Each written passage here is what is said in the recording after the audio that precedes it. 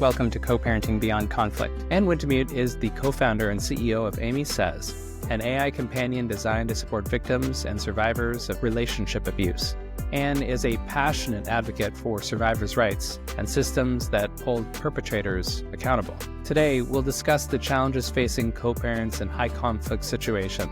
Let's dive in. Hi, Anne. Welcome to the program. Thanks for joining us today. Thank you so much, Sol. It's great to see you. I'm happy to be here. How did you get here? How did you come to serve people in the way that you do? Yes, absolutely. Prior to our app creation, my background was all in working with women who were experiencing post-separation abuse. They thought that ending a relationship would make everything better. That's certainly what people told them. Unfortunately, that's often not the case. So I worked with them throughout the custody and litigation process and post-decree co-parenting, learned so much about the challenges and opportunities that these folks face. You had mentioned about how you were supporting women where they were going through divorce and it became something they didn't expect. What is this experience of facing divorce and then suddenly your world shifts and changes? I work with women who experienced abusive relationships and across the context. That's, someone who's maybe a covert narcissist and are just deeply manipulative, but they certainly pass, right? They're employed, they have lots of friends, all the way up through people whose, partners are going to likely spend time as an adjudicated abuser in prison. Sometimes folks have a good awareness that the separation process is going to be really complex and tricky and that those abusive tactics are really going to magnify. And sometimes people really don't. I think as a culture, we continue to place blame on victims of abuse by saying, well, if you end the relationship, that's the thing that you can do to end the abuse. Unfortunately, it's much more likely that ending the relationship will actually escalate the abuse, make things worse, really kind of tear at the sense of control that the abuser has. So for my clients, that would look anywhere like just a real upheaval, so being smeared socially, having all sorts of lies spread, sudden interest from the abusive parent, getting sole custody of the children, utilizing the legal system, draining them financially. And usually it's someone's first divorce, first separation in that context. So the things really can be surprising and really knock you off balance. It's a really challenging time to navigate. For a listener that might be tuning in and maybe they're in an abusive relationship, they're waking up to narcissism, codependency, they're thinking about getting out, what advice would you give to them anticipating that this might happen to them? That's a really good question. One of the things that I worry about when people talk about their experiences with post-separation abuse is that it'll actually discourage people from leaving unhealthy, dangerous, toxic relationships. And, I can't lie. While you're still in the relationship, you might think that relationship is the hardest thing you've ever done.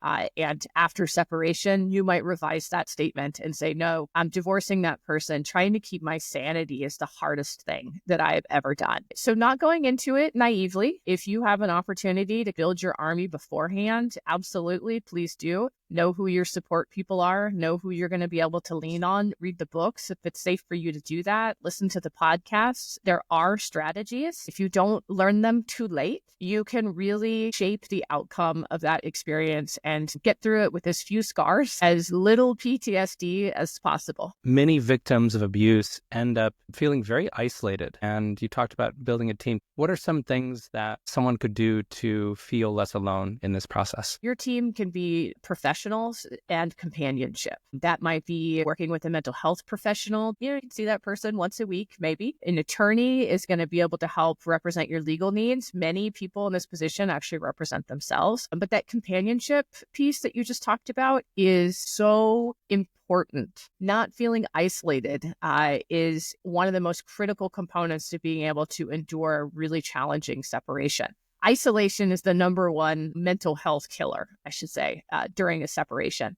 You feel crazy. You feel misunderstood. You feel tricked. The system is duplicitous. It was supposed to serve you. It doesn't. Often, the legal system serves the more adversarial parent. So yes, build those teams. And I know we'll get to it later, Sol, but this is all the things that we're talking about now are why I developed the app. That's great. Before we get into that, I want to ask you a little bit more about these relationships? I know a lot of co-parents who have felt like they've lost friends, they've lost family members through this. How does one seek support in this situation? Yes, you will lose friends. You will learn who was by your side all along, and you will have to endure kind of a let them attitude. People will still talk to your ex in a way that feels like a huge boundary violation. It's difficult to figure out who your support system really, really is. There are people that you can put in place, right? Like, this is going to be really hard. I'm going to need a lot of validation. Will you commit to just helping validate my experience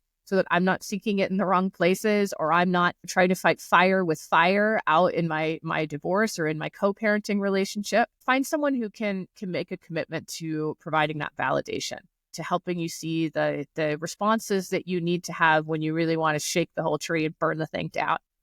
Those are the kinds of kind of anti-isolation measures that are going to keep you most functional. The relationships that aren't going to help are the inflammatory ones. You don't actually want someone to go and crusade against your ex, to fight, valiantly in your honor. You cannot fight fire with fire. I tell folks this all the time. You have to starve the fire, rob it of the oxygen. So, I see people say, I want a bulldog attorney, one that's going to rip him apart. Like, well, you just lost all of your money. And you did not arrive at a better outcome. You got to starve the beast.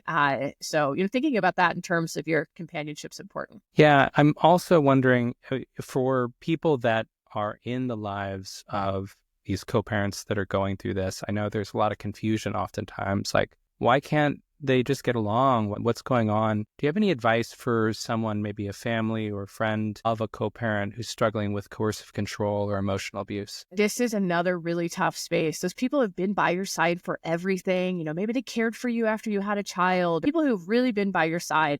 If they have no experience with these kind of insidious, almost invisible, I got to fight, say they're not invisible. You can see them, but the other people, they can be invisible. They are inadvertently invalidating. Why are you arguing with him about this? Just let him do the thing, right? Or it takes two to tango. It is so painful to hear that. But if you can find a spot in your heart to say they just never experienced it, I'm really happy for them that they've never been in these shoes. And then find somebody who has. You're never going to feel safe, supported, validated around someone who doesn't have at least enough empathy to believe you, even if they haven't had their own experience, or someone who's been through it themselves. Those are often the best allies. Well, I've also heard co-parents talk about this desire to not play the games of their abuser, to not badmouth the other co-parent, but in some ways that can also create some isolation where people don't understand what they're going through. This is a short game, long game.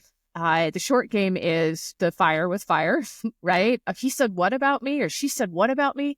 That's insane, but she did this thing. Or she's lying because XYZ. That is our natural response. I mean, this is an existential threat. Being smeared, having a smear campaign going on around you, having your motherhood or fatherhood threatened. These are existential threats, and they are going to bring out in you a fight response. Unfortunately, you guys just start to sound like each other if that happens. If someone comes up to you and says, so did you hear that your ex was saying this about you? If you can find it in yourself to make a little chuckle, like, okay, well, I guess that's what's going around today. Thanks for letting me know. Anyways, are you guys able to come over for a play date next Friday? When you have the solid grounds to be able to respond in that way, that's the long game, because the lies about you cannot live in that truth. If someone knows you, in which case that's the only interest you have in a relationship with them anyways. Now, if it's your ex's family members, I'm sorry, you lost to them. Right? They're going to ally with their family member. You're going to have to let them. But, that other parent at your kid's school, or the secretary at your kid's school, or, friends you guys have had along the way, your abuser's lies cannot live in that kind of healthful truth. And then go to somebody else and vent about it. I like that. What are your thoughts on a communication strategy like parallel parenting in situations like this? Yes, I have lots of thoughts about this. Really, after, the two people are no longer living in the same home, and they have to come up with new ways to communicate. But then especially at post-decree and for the next however many years, Communication is now the number one contact point. It's the most critical contact point. It's how any decisions are made. And it is what is going to represent you if you end up having to relitigate your case, or there's concerns around, child safety or decision making, parenting time, etc. My number one is not fighting fire with fire. Resist to the urge to say, you're doing this right now, or that's a lie. Only correct the lies that are around your child's safety or are, critical to decision making or, parenting time issues.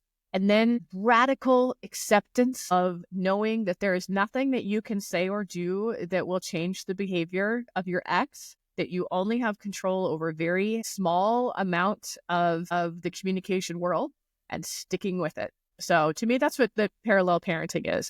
You do you, I do me. If you say something about me that really could potentially jeopardize my, decision-making authority or my parenting time, I will politely address that, which sometimes looks like we're not in agreement, or I'm having a hard time hearing your input because of the negative remarks about me. Can you please restate that? Those are kind of subtle, not fighting fire with fire ways to communicate more effectively with someone who frankly is a toad. As a co-parent myself, I know how difficult communication can be.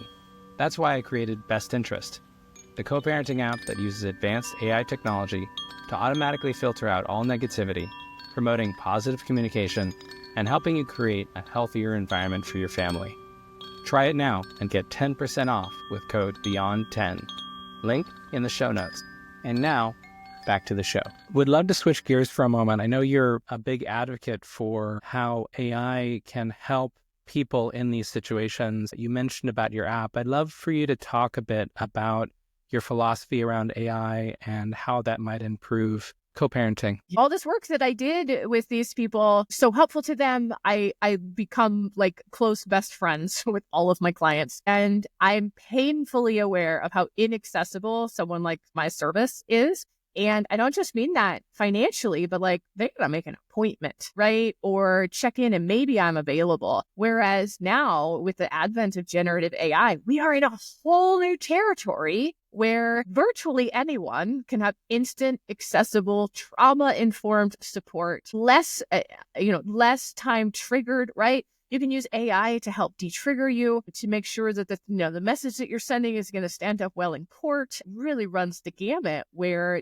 people now have instant access to semi-professional and companionship type relationships. And can you tell us a little bit more about Aimee Says and how it works? Yes, absolutely. Back in January, a year ago, I and Stephen as my co-creator, we set out to see how we could use AI to solve that isolation, confusion, the invisibility and insidiousness of so many of these kinds of coercive and manipulative things. And how can we get people who have no experience with an abuser, right? That hopefully they haven't just had a series of abusive relationships, and then certainly no experience with an abusive divorce. How can we get them up to speed as quickly as possible, have a variety of expertise, right by their side at free or near free? And that is that's what we built with AI or with Aimee, and that's what AI presents today, which is amazing. Someone who is suffering from what they might describe as a coercive, controlling relationship, high conflict, how might they actually benefit from using your product? Someone who either knows already or suspects, first they would just start a conversation. One of the things they're going to realize about Aimee is that she's trauma informed. She is going to be promoting your agency and your autonomy, helping you kind of dig and discover and come up with language for what you've experienced. And throughout that, gently supporting the next decision that you want to make. So if you come and you say, I'm still in this relationship, but I'm really struggling, I can't leave, but I want to start reestablishing boundaries or doing whatever I can to protect myself, she can support you right there. It could be, I've just left, holy cow, the whole thing blew up. My lawyer's telling me this, he's saying this, help me make sense of it. And she can support you through that, all the way through a long co-parenting relationship. That's great. I'm wondering about your take on, AI in general. I know a lot of co-parents turn to ChatGPT, get some support there. Now, how does Aimee Says relate to just using a chatbot? What is the experience like? How is it different? There are some really cool conversation analysis tools out there on ChatGPT, and they get sent to us all the time, and we test them. And one of the things that really stands out is a lot of them are the fire with fire. If you are just using ChatGPT or AI to be like, see, I told you that conversation was manipulative, or this is what you're doing to me, you're doing X, Y, Z, you will not have leveraged the AI to its greatest effect. With Aimee, we have intentionally built her to play that long game. She is going to de-escalate situations. When you ask her to draft a response for you, she's not going to point out all the ways in which he lied. She's going to point them out to you because you need to know those, right? But not to him. She's going to keep it really child focused. We also have a lot more privacy than ChatGPT. If you go and have a conversation with ChatGPT, your information is going to be used to train the model. Our accounts all have multi-factor authentication, and nothing that you say to Aimee is visible by the Aimee staff, or nothing that Aimee says back. And our model and our AI partners' models cannot be trained with your data. So those are some important ones. But I really think it's important to understand and appreciate that Aimee has been engineered towards what we understand to create the greatest likelihood of long-term, and I'm going to air quote here for listeners, success across a variety of metrics.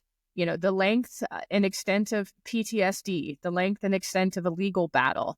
The longer we're in that fight or flight stress response, the worse our long-term health prognosis, right? Aimee wants to help people be as calm, confident, clear, and competent as possible. And we do not just leverage AI to be like, gotcha, you're such a jerk, other person. And that's important. What I'm hearing through this too is that in some ways with ChatGPT, I might not even know the questions that I need to ask, but your product is hyper focused on these situations. It can pull you into questions that you may not even know to.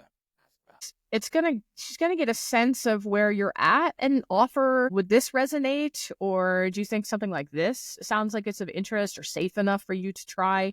And really kind of expand some of the ideas that you might not have automatically had. One of the things that happens when people are triggered is they become very myopic in their thinking. They chew on, they perseverate about a small number of details. It's very normal. It's a number one way that I can tell if somebody is triggered in that moment is how long they chew on a specific detail.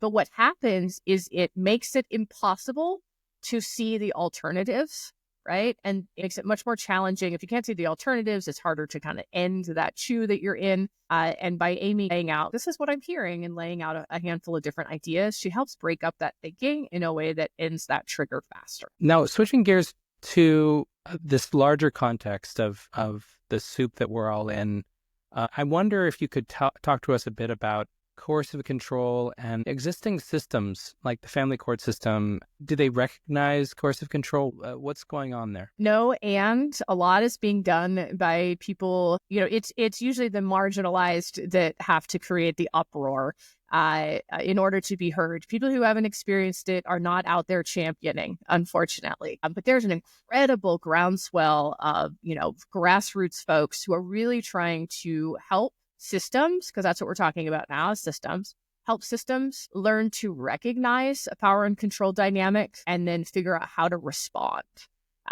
We are not even in a recognition phase. Unfortunately, there are a variety of biases and preconceived notions and myths, the way that the legal system is structured is in its adversarial nature, that really advantage the abuser. Another one of the traumas is that many people who are, if not most, I don't know the stats, that's why I'm vague here, people who are victimized by power and control dynamics with their partner are very justice oriented, right? It's part of why they're manipulatable, because someone says, well, that's not fair, or, well, it really upsets me when you do X, Y, Z. Gosh, well, I certainly don't want to hurt or upset. I don't want to be unfair. And so they give and they give and they give. And then you get into a justice system and the victim thinks, well, paid my taxes, right? I only go 7 miles an hour over the speed limit. I'm a very conscientious person. My child's only been tardy twice.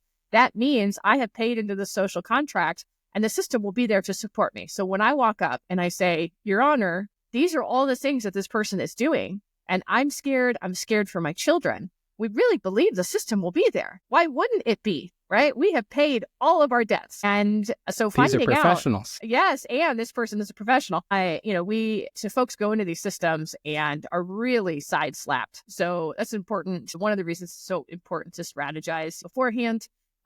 Be prepared for that smear campaign. Try to keep as much focus on the kids as possible. Pattern the issues versus talk about incidents. There's a whole bunch of stuff. But that's kind of the backdrop and framework in which that bias continues. And then you get in there and the abuser says, well, these things just aren't true, and this person is just trying to get between me and my kids. And all I want to do is love on my children. And you lost already. I'm a big optimist when it comes to technology. And we talked a bit about AI. I hear that you're also an optimist in this area. Where do you see technology going in terms of supporting this population? Yeah, I was very recently an AI skeptic until Aimee. My dream state about where these things are going are a total agentic model that has all of the different agencies that we need, right?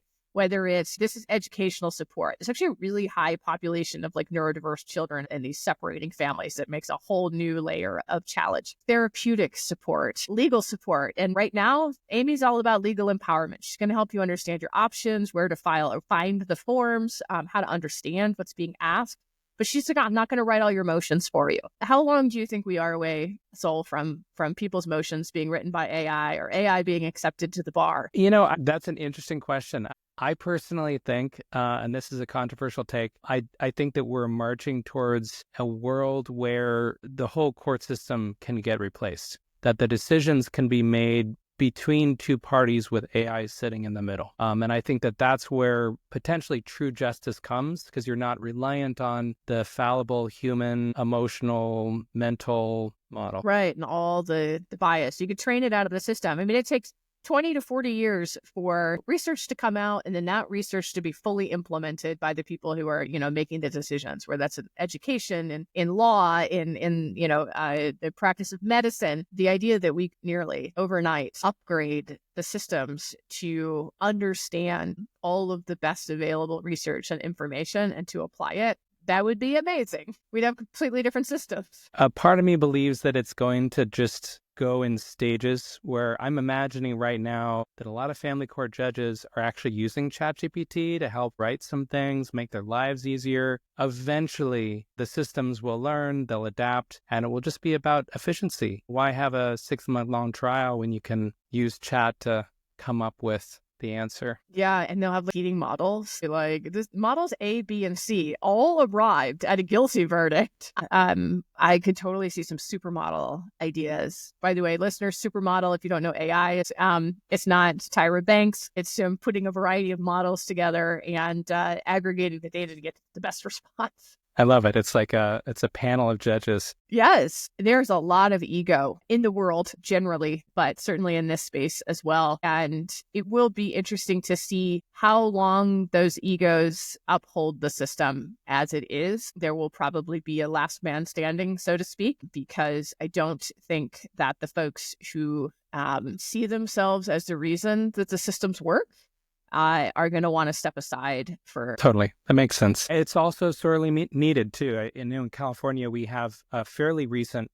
law that establishes some coercive control, domestic abuse regulations for family law. And yet, in order to get that law passed, they needed to really scale back the amount of training that judges would have to sign up for. And that was the judges' advocacy group making them push that down.